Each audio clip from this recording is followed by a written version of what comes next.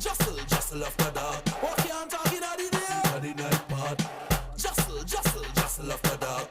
Jostle after dark.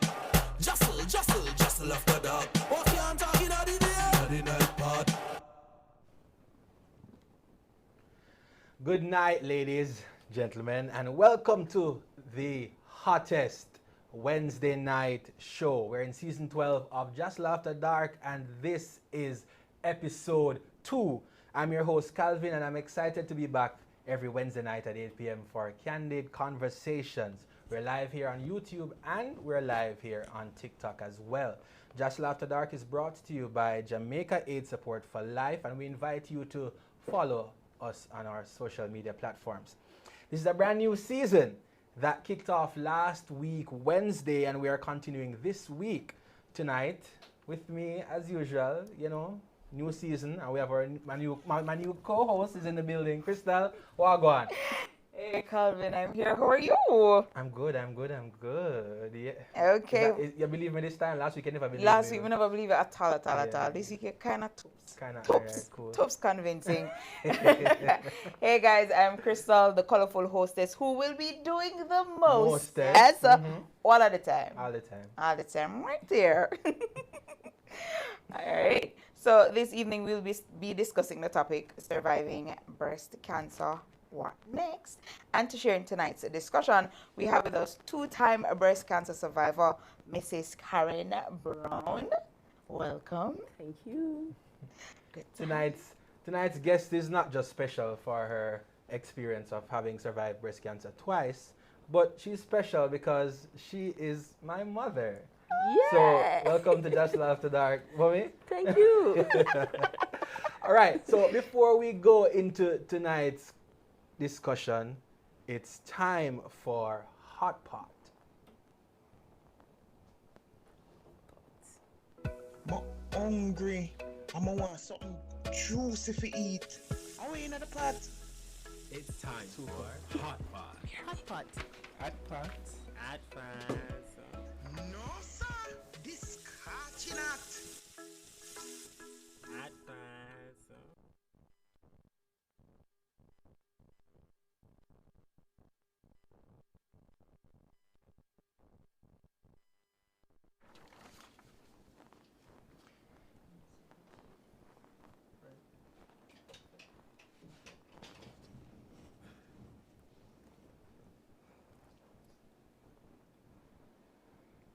So there are always some topics that are interesting and somewhat controversial. So each night we dip into our hot pot to find a topic to discuss. Crystal, do the honor so we know.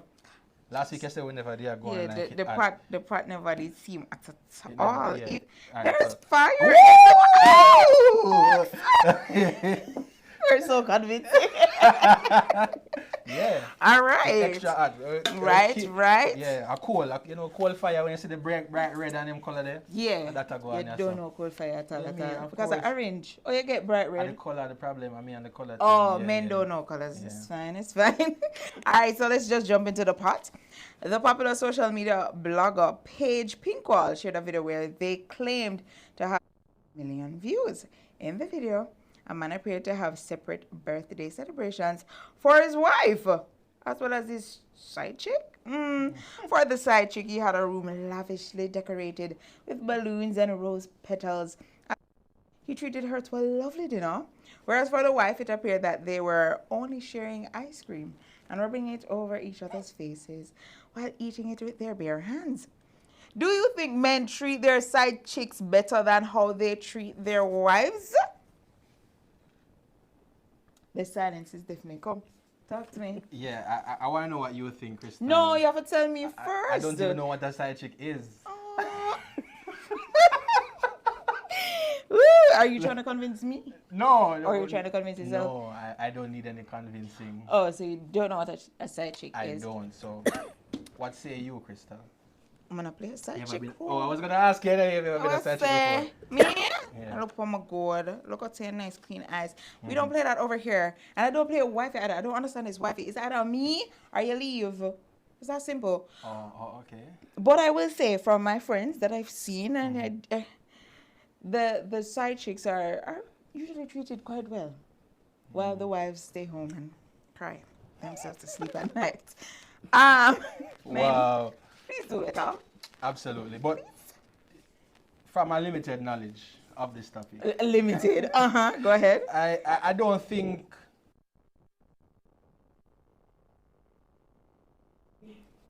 side chick is about a different experience. So if you want to keep that up, you have to, I'm guessing you have to provide the perks will make it make sense. Because if she knows that there's somebody else, then she have to get something will make sense for her.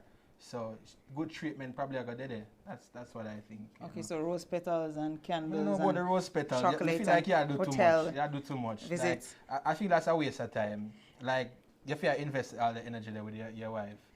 You know, a spin that I saw on social media regarding the same video, they're saying that the connection with the wife is deeper because for them to be playing in ice cream means that there's a deeper bond there, Yeah. whereas with the side chick, it's just about the facade, the look, Yeah. the presentation. Whereas with the wife, it's but that's what men tell themselves. The intimacy, the playing with the ice cream. I feel like say that more meaningful. Not that the rose petals are not good, but you wouldn't do that with everybody. The whole ice cream thing and the playing and you wouldn't do that with everybody. A It's deep deeper. connection, eh? Yeah. Let me see if there's anybody on social media who's chiming in. Not seeing any comments as yet. reach. But welcome to everybody, our viewers online who are joining us this week for JASL After Dark. You remember you can always share your thoughts and your views with us on social media. 'Cause we want to hear from you. We want to hear from you. Yes, we do. All right. So, Yes. I'm on. You're gonna go. Yeah, because All my right. foot tired. I'm just. Okay, so last week we gave you a first dose of prep information in our Prep Up segment where we provided you with an introduction to PrEP and spoke about how it works to prevent HIV. Tonight we will be joined by a new face and I will introduce that person to you in a second.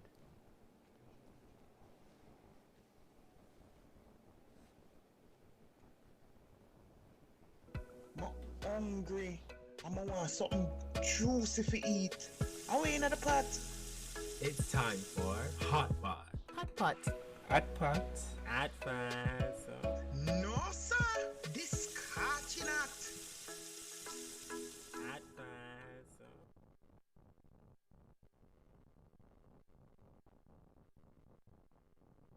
I'm hungry. I'ma want something juicy to eat. I ain't at the pot.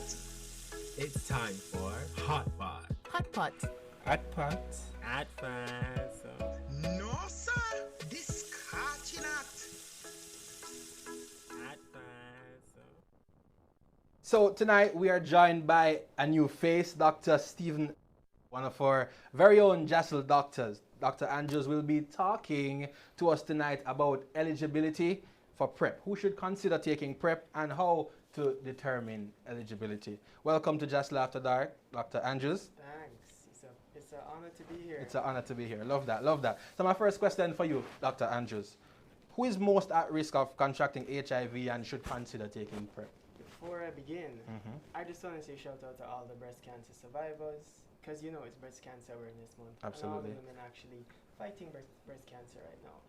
Back to your question now. Yep. Because Reduce HIV your is chances our of thing, getting it's HIV everybody's from business, and it should sex by always be over everybody's 90%. business. With So, free PrEP, exposure- as Dr. Paul would have elaborated last week, PrEP is something we use to prevent HIV. Right. And Reduce your question chances of asks getting who's HIV most at from risk. unprotected sex by And over- those are some of the people in our population today.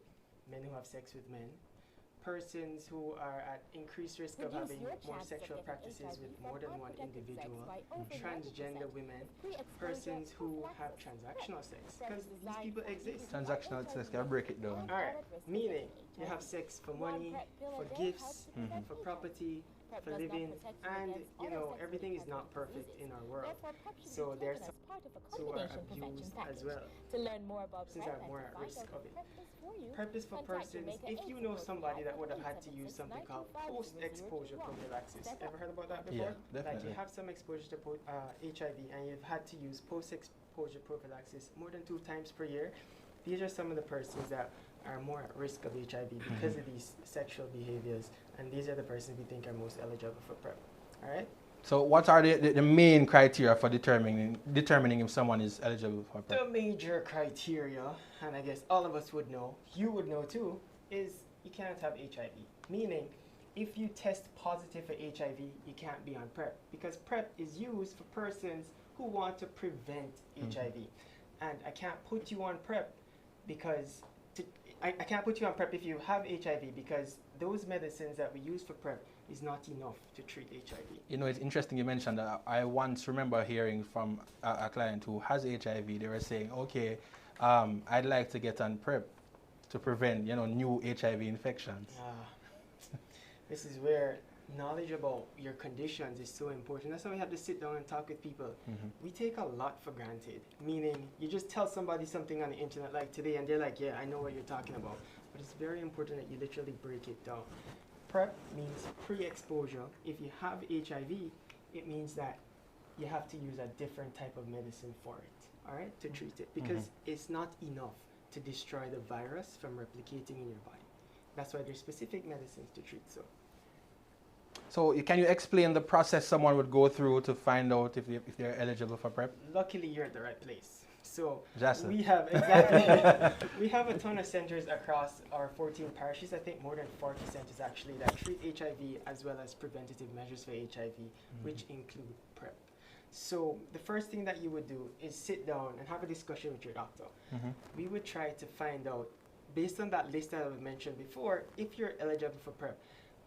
We do an HIV test, of course. If your HIV test comes back negative, that's a plus. It means that we can go next in the step to get PrEP. Right. The other things that we want to do is just to make sure that you don't have other viruses in the body, such as hepatitis B, or if you have any history of chronic kidney disease. These things can make us have a little bit of a step back, or it can delay our administration of us giving you PrEP. All right?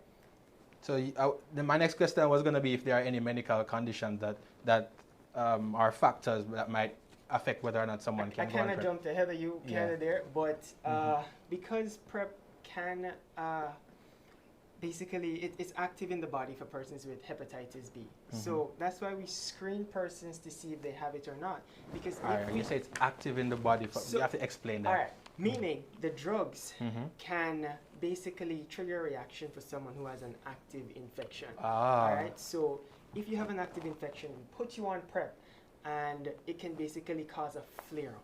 It can cause it to become So worse. in other words then, if I have PrEP pills Correct. and my friend wants some PrEP, Can't give I it. must Honestly. can't give my friend because my friend needs to go through the proper screening procedures to ensure that they don't have a Hep B infection, for example. Yes, because it's pre-exposure prophylaxis, not vitamins. You can't just share. Share, that. yeah. Exactly. It's not over-the-counter drugs. I It's know- prescription I meds. We know don't a lot- share prescription meds. A lot of the times we say sharing is caring, but let me be the one to give, to give you the drug. All right? So, how often should someone on PrEP consult with their healthcare provider to assess their ongoing eligibility and health status?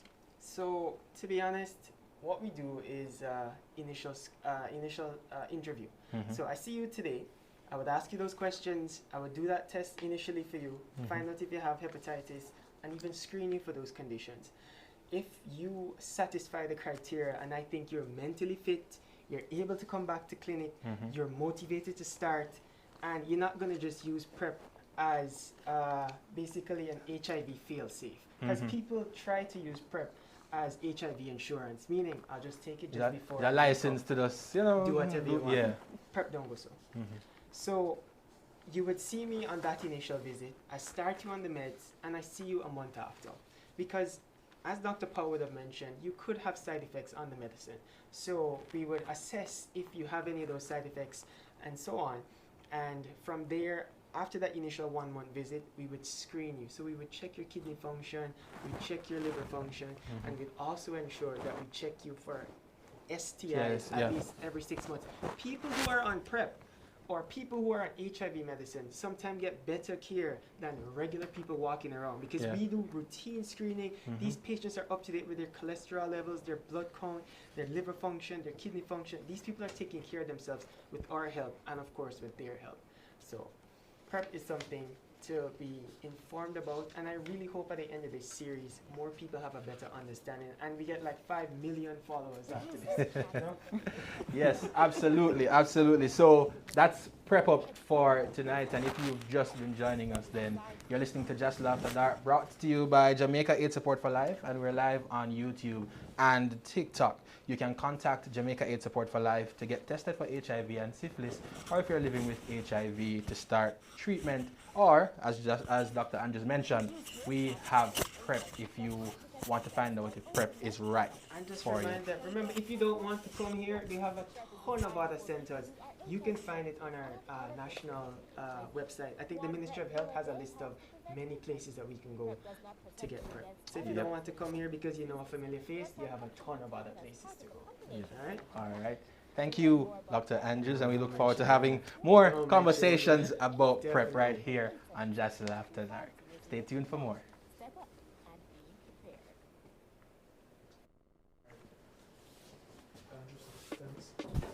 What Blackstar said? Jostle, jostle, jostle after dark. Jostle, jostle, jostle after dark. Jostle, jostle, jostle after dark. Okay, I'm talking at the day. At the night part. Jostle, jostle, jostle after dark. Jostle, jostle, jostle after dark. Jostle, jostle, jostle after dark. Okay, I'm talking at the day. At the night part.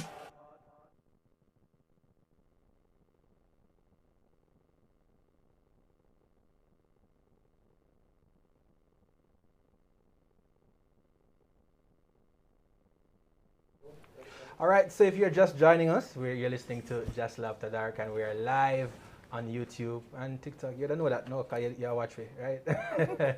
So tonight, our discussion is surviving breast cancer. October is Breast Cancer Awareness Month.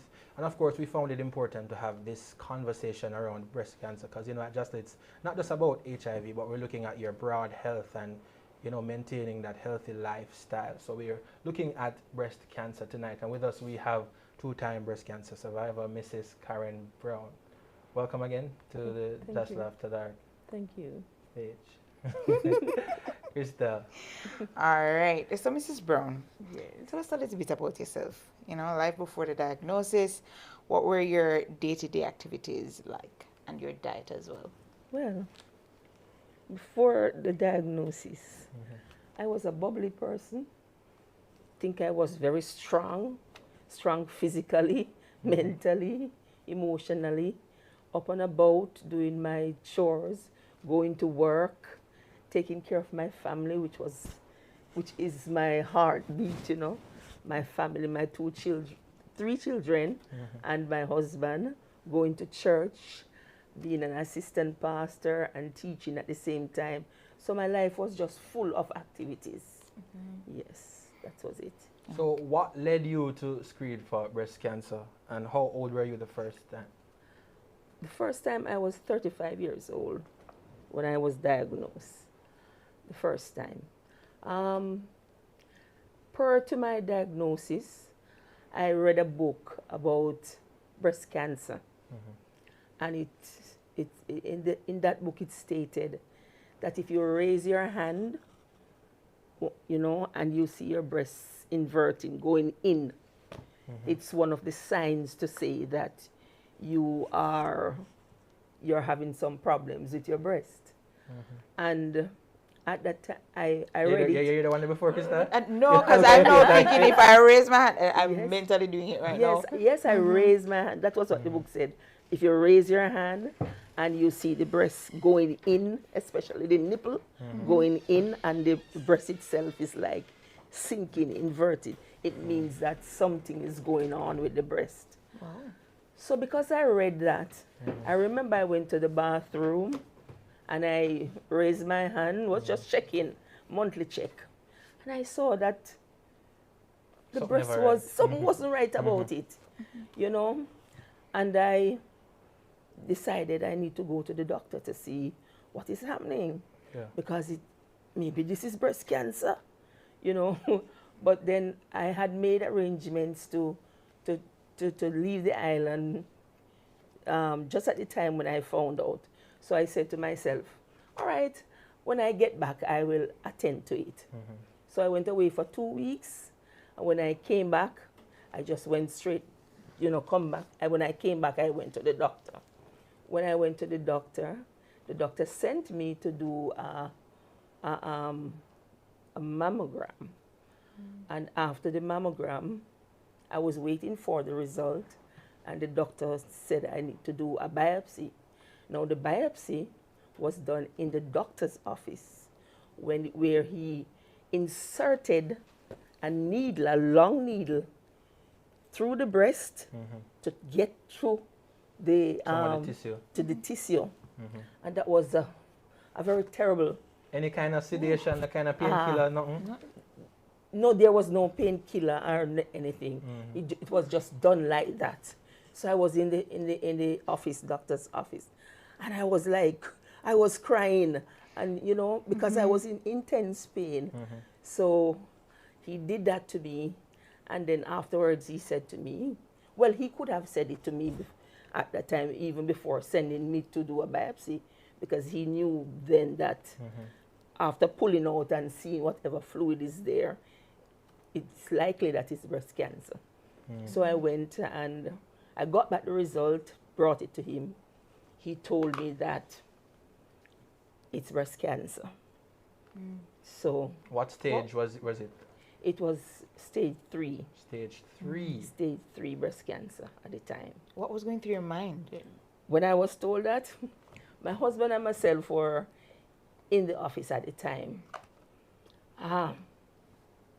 Because you've heard so much about breast cancer, it was devastating. And this was 2003, so I can only 2003. imagine that, you know, the thoughts around it were more dismal, like, you know, this is the end. Yes. And I remember I sat in that room, both of us, and all we were doing together was we were hugging each other and crying. That's all we could do. And we hugged each other and we cried together. And got dressed and went home. When I went home, the place was so dark. The place looked dark. It looks different. The house looks different. Everything looks different. And I remember I went, the house had an upstairs, up and downstairs. I remember I went upstairs and I took off my blouse and I got some olive oil and I rubbed the area and I prayed and said, Lord, I'm trusting you to do whatever you can do. You know, I need your touch. And I was praying intensely. And then afterwards, after that, put on back my clothes, grabbed the clothes, took the children's clothes, put in the machine, and just wash. I went back. I got a call from the doctor because it was now, it's a serious issue. Stage 3. Yes, stage 3. No joke. So the doctor started calling me to make arrangements for me to go do surgery and all of that. And it was a fearful moment.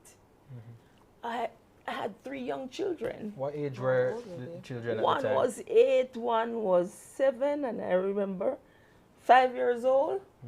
So 8, 7, and 5. And I said, no, I'll have to fight for these 3 children. And whatever it takes, I must fight for my 3 children. So I went to the doctor. Started having conversations with the doctor, and I went to the hospital.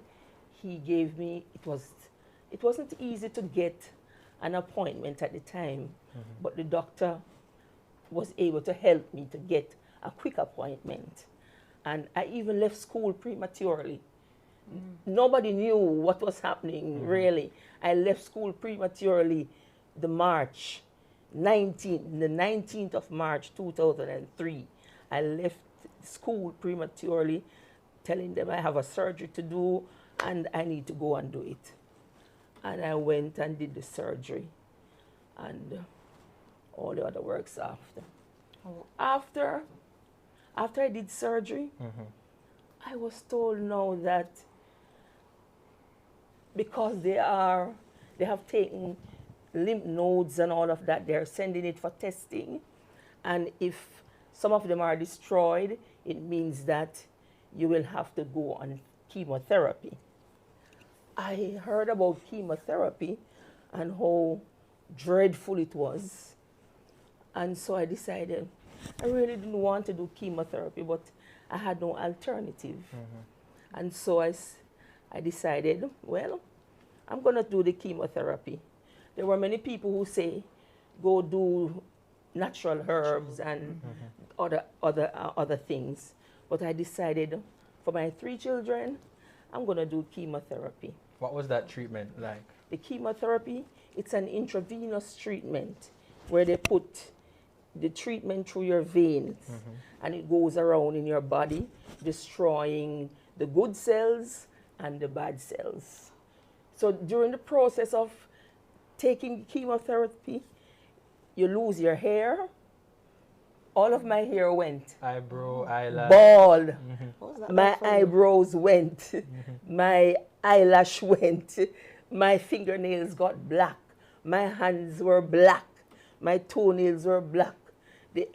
I'm black already. I mean, I was, Yeah. and even when you look up these parts of my body, the face just take on a different feature because the cells were destroyed. I had no appetite for food. Food could be there. I don't want it. I lost weight. So I went through a whole lot of processes, you know, in taking the chemotherapy. But the first time I went for the chemotherapy, mentally and psychologically, I was literally afraid. There was a nurse she had gone through the treatment herself. Yeah. So she was my support. And she would give me little preps, you know, Karen, you're going to go through this and this is, but everybody's experience is different. So I might go through this and it affects me. You might go through it doesn't affect you. So she told me many things. But the morning I went for chemotherapy, I was so literally nervous. My whole system was like shutting down. I didn't want any food to eat. I didn't want to drink anything. It was just too much for me. And I remember when I went, the nurse started giving me the intravenous treatment. Oh, that was scary. I took it I sat there and the drip just went slowly. And you want to come off this thing, but you can't come off. And it went slowly. And when it comes into your system, you feel your head like a circle going around, and it hurts. It brings pain. It goes through the body, and you can feel your body going through different sensation. I mean, sometimes there were times when I felt like literally fire going through my body, burning me. That was the experience of. How often did you have to? I had to take chemotherapy for 6 months. And how often in that 6 months? Was it weekly, every 2 weeks, once a month? Once a month. And each time I would go, before you do the treatment, you will have to take a blood test. If the blood is not okay, you're not going to be given the treatment. So I remember I started taking the treatment. But then the blood count got very low. Because I had almost 6 treatments gone already.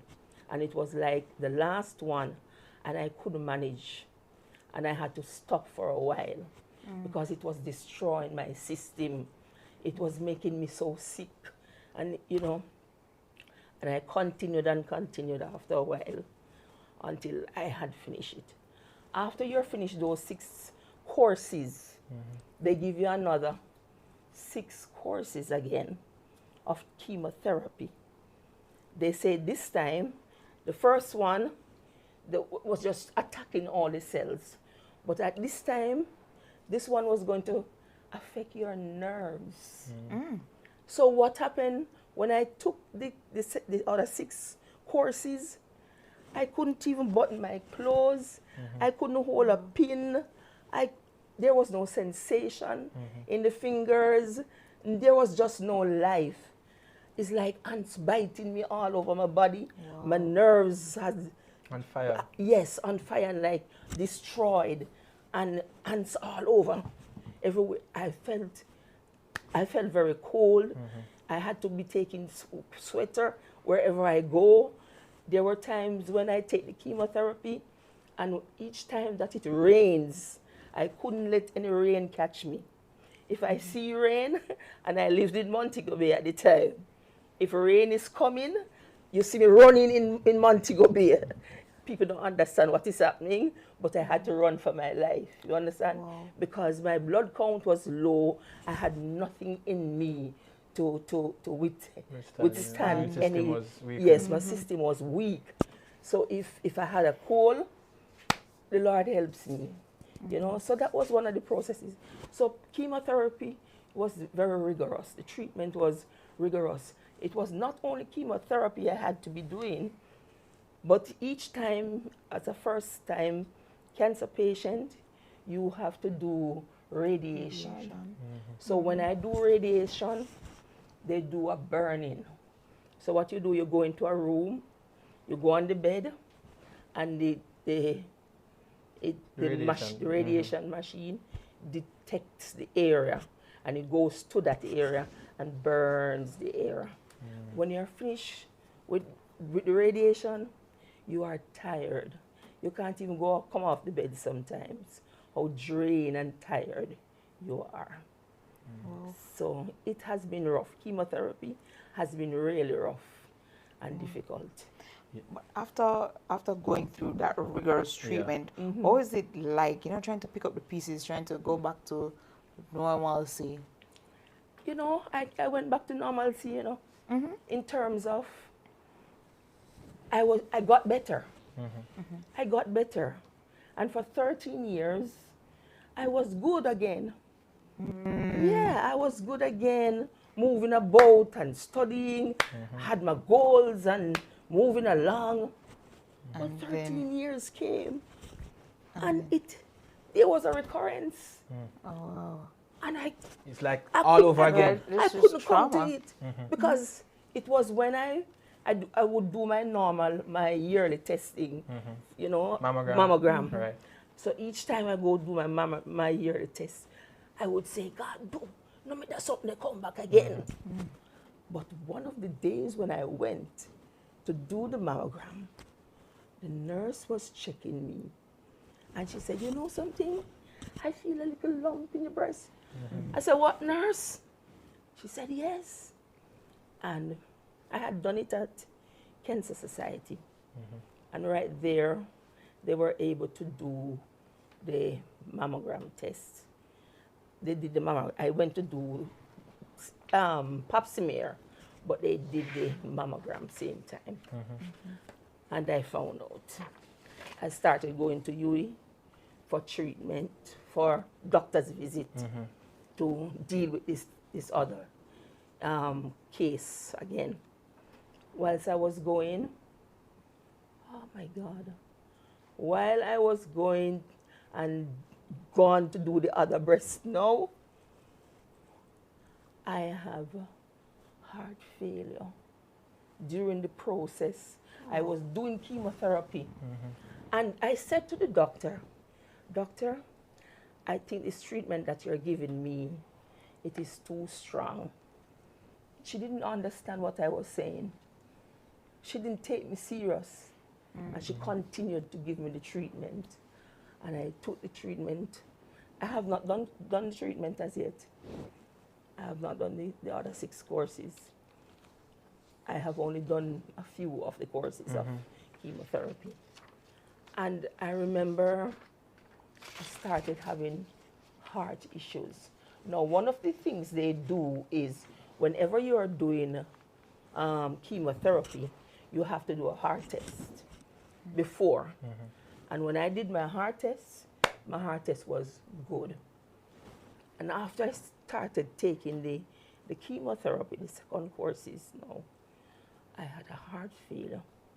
I was in the hospital, lying there. Everybody thought this was the end. Yeah. Everybody came, thought it was the end. What was going through your mind? What was then? going through my mind when... Did you think it was the end? No, I don't think I was going to die. I had hope still, just trusting the Lord that I am going to be fine. And not think about no death. You know, I have, you know, when I think about death was like, there were several people around me who had breast cancer, who was diagnosed at the time, and you hear that this one is dead and that one is dead.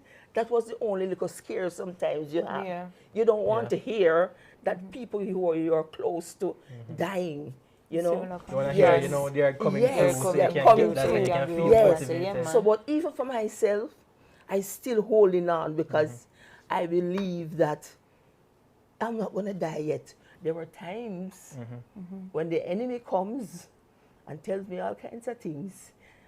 I remember one night when my husband went to a funeral and he came home and hung up the jacket, the black jacket, in the bedroom. And when in the hours of the night, I saw this black jacket in the room. And he said to me, the enemy said, see it? See the black jacket? That's the black jacket that is going to be worn to your funeral. You know? Yes. So you are attacked in many ways, more than one ways, you know, because the enemy comes with all kinds of feeling, but you have to have that hope and trust that even though it is cancer, and I think my faith in God allowed me to hold on. So even though it's happening to somebody else, I don't think I'm going to die yet. I'm going to live. And there's nothing special about me why God could not have taken me. Because even in the heart failure, I've gone through many processes during heart failure. And I could have died. I remember I went to the States to 2019, went for some medical attention.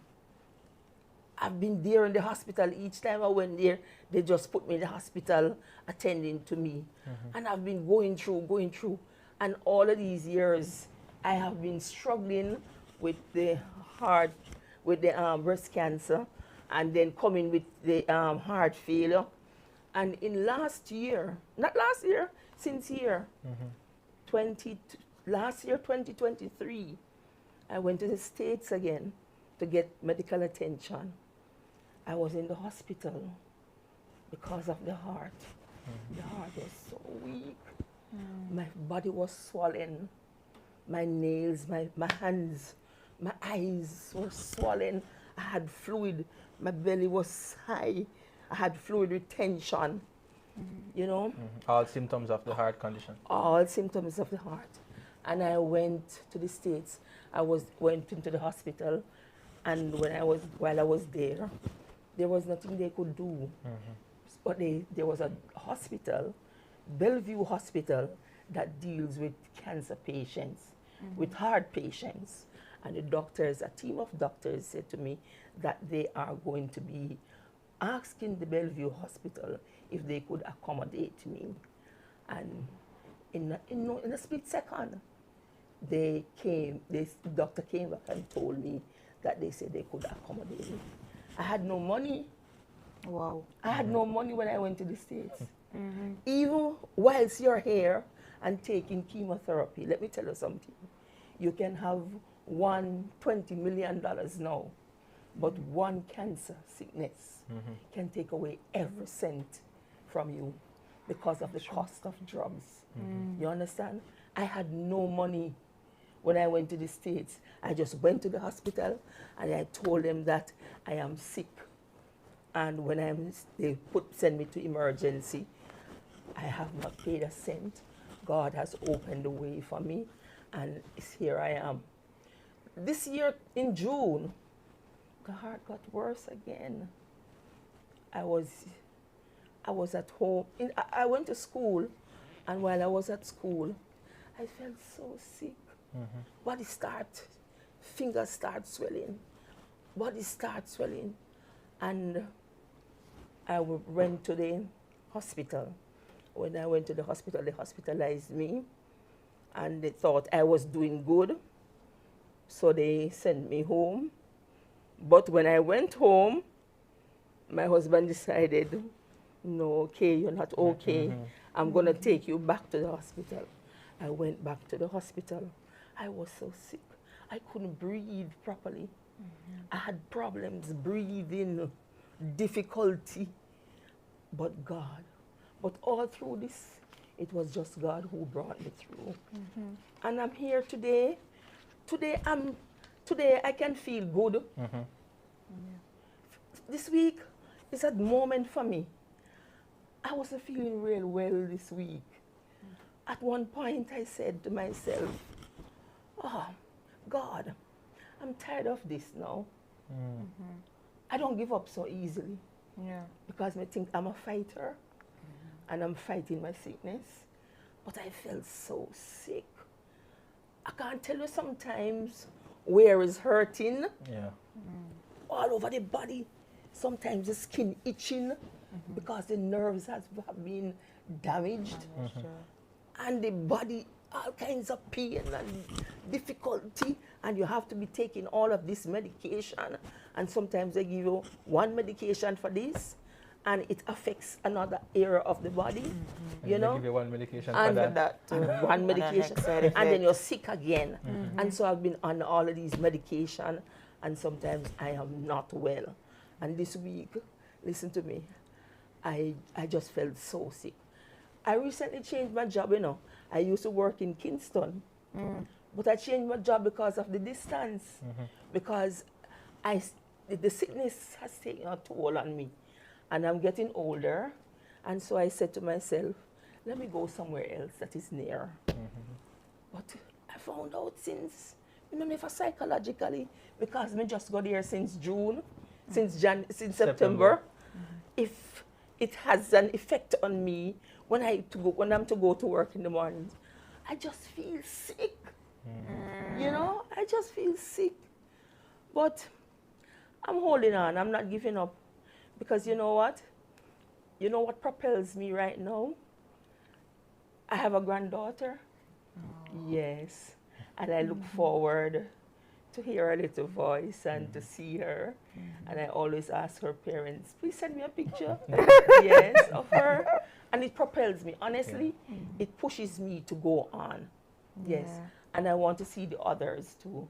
So that propels me to go on. Yeah, I was going to ask, you know, in all of this, in experiencing breast cancer in 2003, and then 14 years after, experiencing breast cancer again, and then, as a result of that and the treatment from that, experiencing heart failure, you know, what role has your family played in all of those experiences and right now, in terms of, you know, the support? Let me tell you, if you're going through cancer, sickness, make sure you have somebody. It's a lonely sickness. If you have nobody, no support, you're just going to go there on your own. I remember earlier in 2003 when I was doing radiation, I talk to people but not have no, you know, best friends. You call it Betsy or what, or bestie, or bestie or what.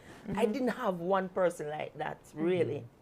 And so there were days when I'm going for treatment, I had nobody really to help me, to go with me. And I found out that you need to have people in your corner. And your family's support is important, because you become lonely and not everybody is going to be willing to help you in those moments. When your family will stay up and help you and be with you, nobody else. So my family has been a tower of strength to me. And even the other day when I was so sick in June, my family was a tower of strength. My children, So you would have this one coming to the hospital at this hour and this one coming, and everybody came, you know? Shift system. Yes. All of the shift system that were- Yes. And you feel the love and the comfort and the support. But if you don't have anybody, you're going to be lonely. Sometimes the sickness alone can take a toll on your body. I can only imagine. Yes, yeah. Ooh, well, the powerful testimony. Now, other than the support, you have faith.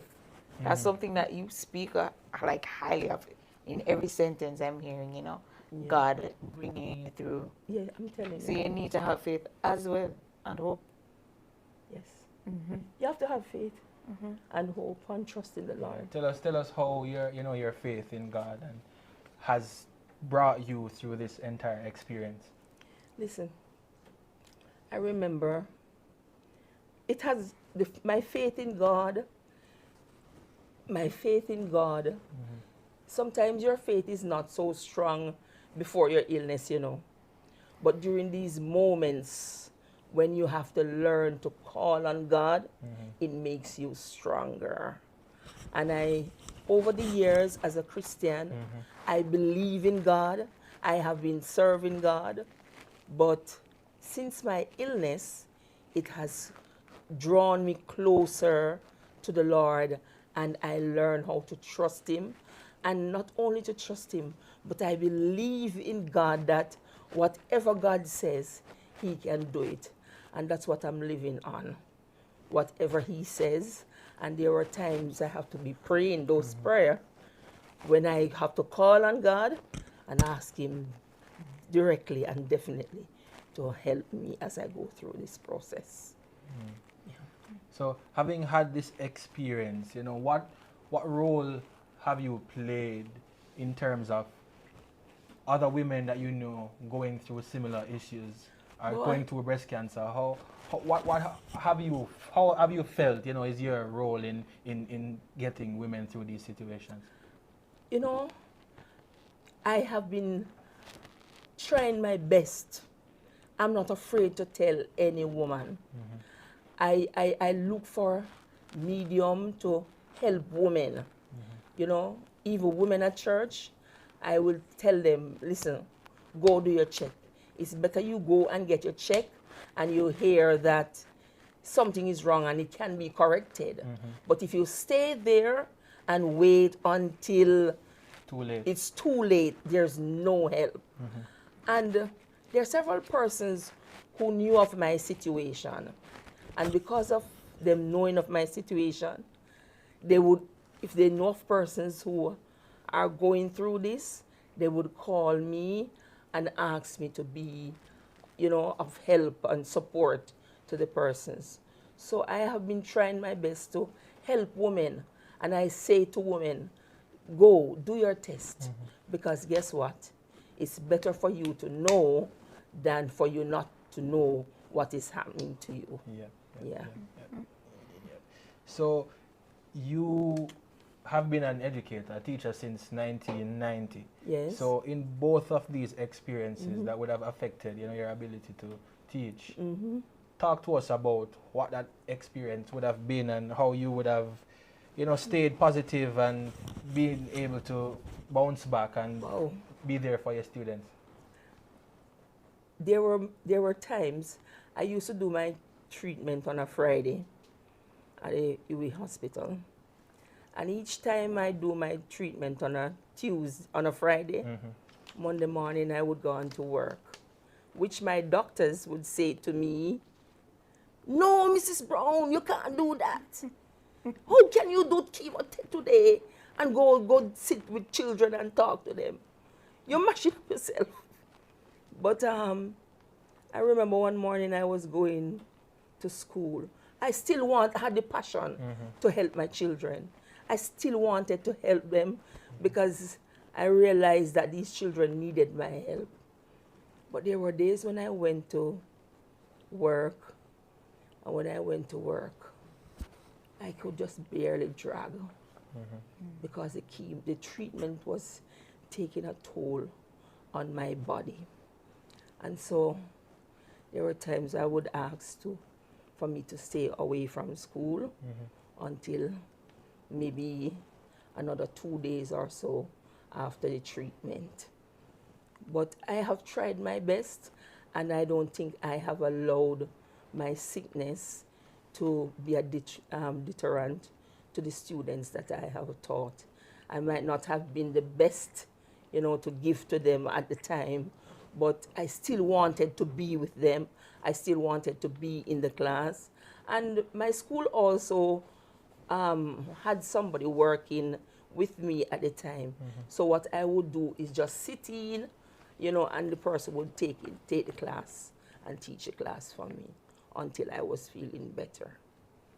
Yeah, experiencing breast cancer once is difficult for women. I was gonna say some women, but women, all women, any experience with breast cancer is a difficult one. So you would have experienced it twice. Yeah. What are some of these, strategies or practices that would have helped you to keep a positive mindset going through all of this? Well, some of the strategies, you have to think of yourself at the time when, even while you're going to the treatment. Think about who you are. Don't self-pity. Don't put yourself in any pity. Anytime you start, them say, walla in a self-pity, and say, oh, God, me, I go through breast cancer. No. If you do that, you're going to destroy yourself. You have to stay positive. Stay positive at all times. It's hard, It's not easy, because what is facing you is it depends on Literally life or death. Life or death. Yeah. Because the cancer, in my case, both of my cancers were aggressive cancers I have. And when it goes rapidly and it moves fast. You understand? So I have to stay positive. I had to take it one day at a time. I had to know that, boy, come on, you're going to go for your treatment. You're just going to go today and take it one day at a time. You're not going fuss. And listen to me, you can't worry yourself, because anyhow you start worrying, your whole system going to be deteriorating, because cancer wants something to latch on to pull you down. You understand? So I have learned to be positive. I have learned, to pray and read. And I have to laugh too. And I had to laugh at myself. There were days when I had to laugh at myself. Literally, I remember when I started losing the hair, and the hair is bald, and nobody wants to see no bald-head woman. And there were some little children who used to pass the house. Bald-head woman, bald-head woman. And listen to me. You think I could vex with the children? Yeah. I had to laugh. I said, yes, come here. It's the bald-head woman. Because they don't know who I was at it. But you have to learn to laugh at yourself. Look in the mirror and see yourself. And you appreciate yourself. Even though your hair bald and gone. And even though you feel sick and you're dragged. You feel dragged because your clothes will drop off of you. You have to go take them up on a machine and fix up. And you have to make sure, say, you take care of yourself.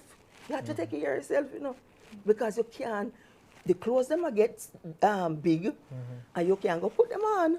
How you going to look? You have to fix up yourself. So there were days too that, guess what? I had to put on pretty clothes in house, put on little makeup.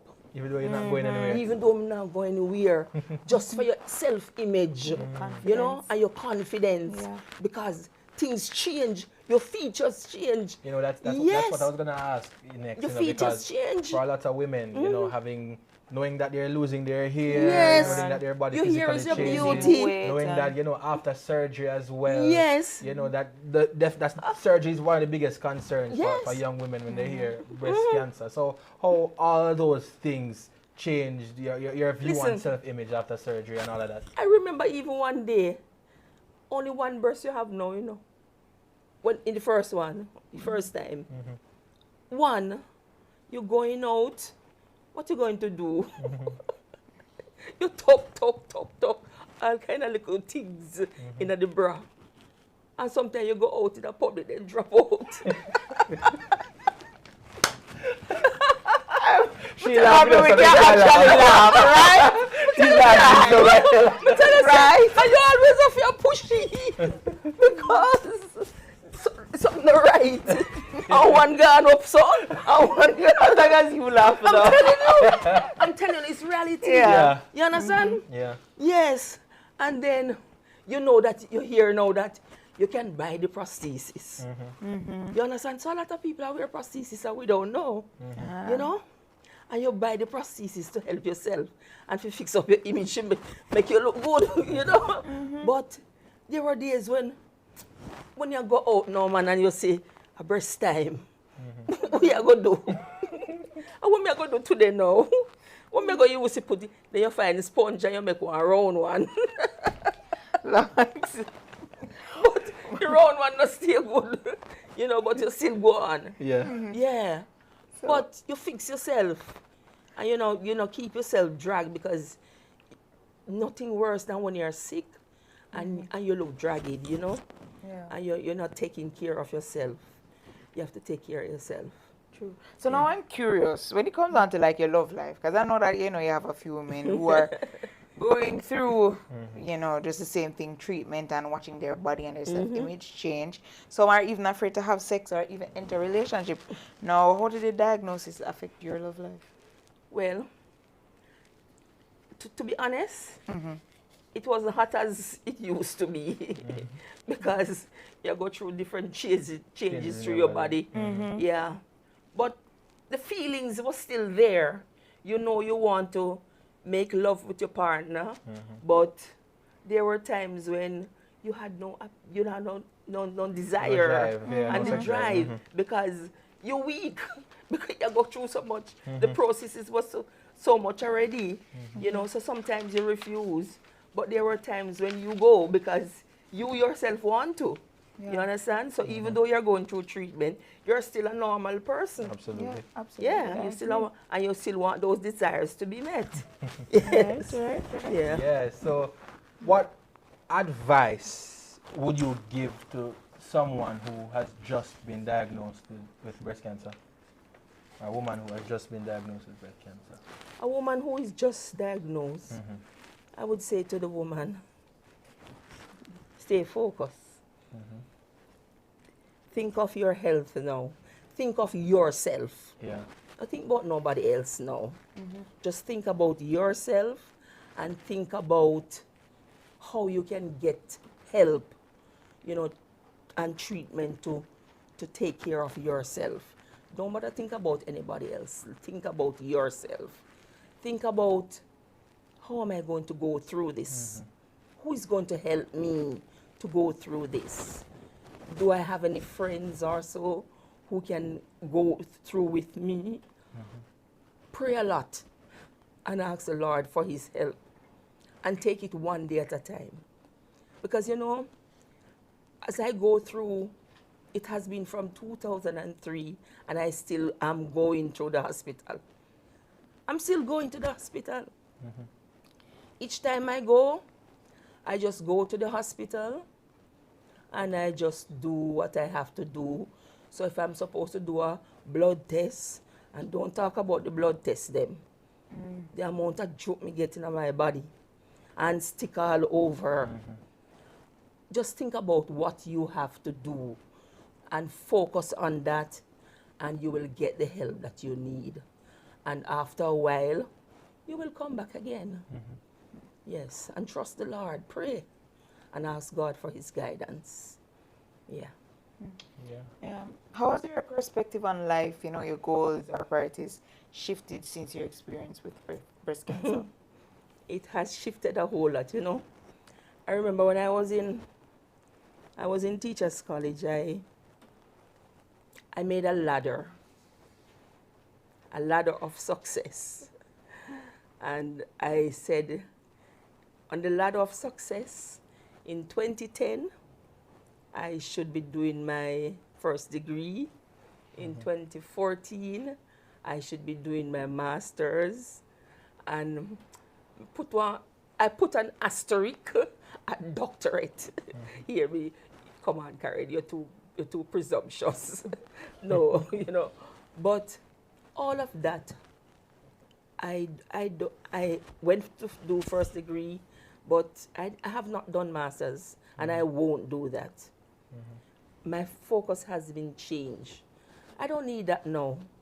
My focus really is now on to just to live the little that is left in me, just to live, to be nice to people, to be friendly with people, to have the best relationships, and to prepare myself for my God. That's all I want.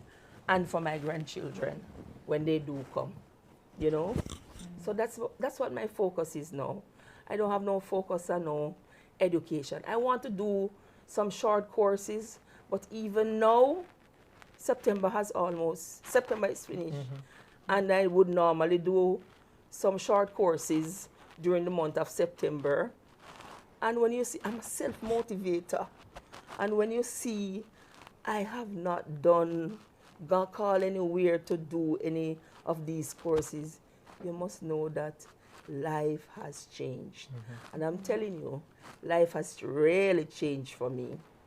I am no longer the person I used to be physically, you know. My faculty is good and all of that, but physically, I cannot manage the things I used to do before. I'm getting older, and the sickness has taken a toll on my body, so I can't do what I used to do before. Are there any specific resources or support groups that helped you, and is there any you would recommend to other women experiencing breast cancer right now? You know, I have not really had any support group as I go through breast cancer. I was saying to somebody who was diagnosed too, you know, that we have not heard anything about, you've been going to the hospital, you don't hear of support groups. They are there, you know, but you really don't hear. And so you have to, whatever the doctors are doing, you have to you have to do it on your own. You need a little counseling. You have to go on your own. You don't have anybody saying, this is a support group. But there are support groups, but I have never had any support group really that really helps me, because I didn't know of any really. Well. I guess now this is your opportunity. I guess that's the next Right, step. to Maybe create, it is maybe. time for you to create some kind of group, some kind of charity, something that focuses on I have been women thinking and, about it, you know. I've getting been- through that experience of breast Yes, cancer. yes. I've been thinking about it. Yeah. And I started even to write a book about breast cancer, knowing that my experience has been a two-time experience, you know. So there are times when I make jottings, but not much, just goes by, and haven't done much. Well, something to think about, something to Right. think about going And forward. going forward, yeah. So, really a powerful conversation tonight on Just After Dark. And I want to thank you, Thank you Mrs. so Karen much. Brown, Thank you very my much. mother. All right. Thank you for really sharing your story with us tonight on Just After Dark. I'm sure it has impacted many persons, and you know there are gems to get So from many this, gems this conversation. from So this thank you for being brave and sharing that experience or those experiences. And being so transparent. Yeah. Appreciate you, trust me. Thank you for being here tonight with us, and thank you to our viewers for joining us for just another episode of Just After Dark. We're reminding you that Jamaica AIDS Support for Life provides free HIV and syphilis tests. We provide free HIV treatment. If you're living with HIV, you can give us a call at 876-925-0021 or reach us on any of our social media platforms. Krista, what do you have to say to the people then? Well. I'm still in awe. yeah. You get me? This is a lot to process, but Yeah. thank you so much for that. You know, so next week again, we're going to be back. We're going to have another discussion. And for this month, I want us to be more mindful, more considerate, and more Absolutely. intentional in our actions. You get me? Yes. Yeah. Yes, so who's that woman in your life? Is it your mother? Is it your grandmother? Is it your aunt? Is it your sister? You know, whoever that woman is in your life, once you're getting close to that age, or once you've passed that age 40 where it's recommended that you start screening for breast cancer, getting your mammograms done. This October is Breast Cancer Awareness Month, and it's the perfect time to get a mammogram done. Early detection is what saves lives. Facts. Yeah, so get screened and you'll be able to get treatment. And like the strength of Karen, But remember yes, that I was diagnosed at 35. 35. 35, So right. that you know that. So that's that a- 40. Yeah, so it- that it- 40 thing, women Yeah. who are younger, Younger. now, you go to the hospital, Experiencing younger it women younger. are having That's yes. true. Yeah, so you know the self check Matter them. the You have to check yourself even Yes. before you Yeah. start going to the doctor. So And there is a point about raising your arm and just those are the things like that. I'm still, like I said, I'm still in awe, I'm still in Yes, shock. In yes. shock. But yeah, there are different ways. The internet now the internet, exists, absolutely. so you can But do we're your not- research. The internet exists, but go to your doctor. Go to your Yeah. doctor, right? Go to your doctor. So Go to thank your you doctor, please. for joining us for JASL After Dark. We'll see you again next time at 8 next time, which is next Next week, week. Wednesday at 8 p.m. where what we can't discuss during the day, we discuss after dark. Good night. See you next time. Thank you. Ooh. What Blackstar said. Jostle, jostle, jostle after dark. Jostle, jostle, jostle after dark. Jostle, jostle, jostle after dark. What can't talk in the day? Inna the night part.